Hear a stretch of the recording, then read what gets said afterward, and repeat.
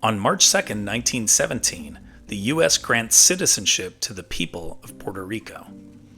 Puerto Rico is located on an island about 1,000 miles south of Florida between the Dominican Republic and the Virgin Islands. Spain began colonizing the island in 1508 when Juan Ponce de León established the first Spanish settlement on the island. The U.S. won control of Puerto Rico in the Spanish-American War in 1898. In 1900, Congress created a civil government on the island, and U.S. President William McKinley appointed Charles Herbert Allen as the first civilian governor. World War I broke out in 1914. The U.S. was initially neutral. A month before entering the war in 1917, U.S. President Woodrow Wilson signed the Jones-Shafroth Act, making Puerto Rico a U.S. territory and granting its residents statutory U.S. citizenship. This meant that citizenship was imparted by statute rather than guaranteed by the Constitution. At the time of this 1917 act, the U.S. afforded Puerto Ricans the right to refuse U.S. citizenship and maintain their Spanish or other citizenship.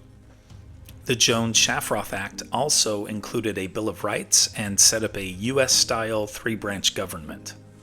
4 congressional acts between 1927 and 1952 further defined the nature of citizenship for Puerto Ricans. In 1917, Puerto Rico had 1.2 million inhabitants. As citizens, Puerto Ricans could enlist in the U.S. Army, but few chose to do so after gaining citizenship. President Wilson instituted the draft 2 months later in May 1917, and 236,000 Puerto Ricans registered. 20,000 were drafted to serve during World War I. Some were sent to guard the important Panama Canal, which had recently opened in 1914. Others were sent to Europe's Western Front. Puerto Ricans of African descent were placed in racially segregated units. 65,000 Puerto Ricans served in the U.S. military during World War II, while 61,000 served in Korea and 48,000 served during the Vietnam War. The 1917 Jones-Shafroth Act sparked a wave of immigration to the U.S. mainland. 42,000 Puerto Ricans migrated during the 1920s, mostly to New York. This mass migration inspired the hit Broadway musical West Side Story.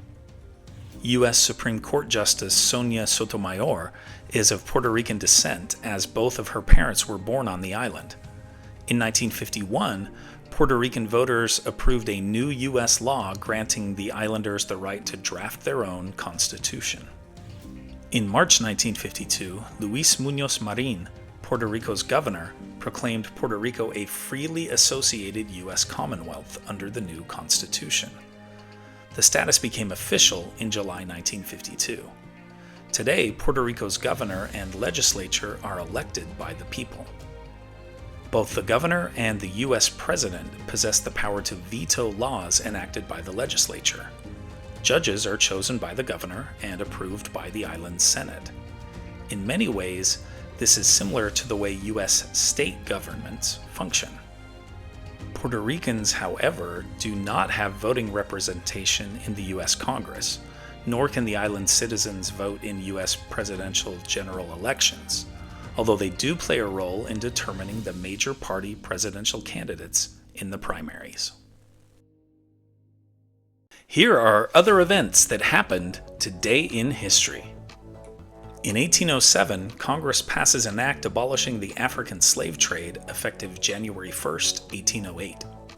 In 1836, Texas declares independence from Mexico, becoming an independent nation for the next 9 years. In 1904, Theodore Seuss Geisel, better known to the world as Dr. Seuss, is born in Massachusetts. In 1962, Wilt Chamberlain of the Philadelphia Warriors scores 100 points in an NBA game. In 1983, Sony releases the first ever compact disc player in the United States for the price of $730. In 1995, Sasha Bryansky, bodyguard for Bolshevik leader Vladimir Lenin, dies in Moscow at age 112.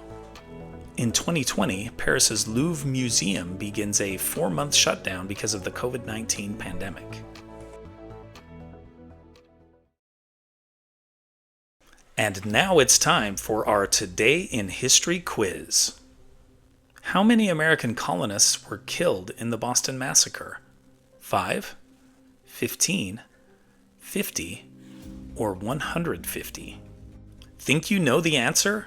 Drop your guesses in the comments below. Find out if you're right next time on Today in History.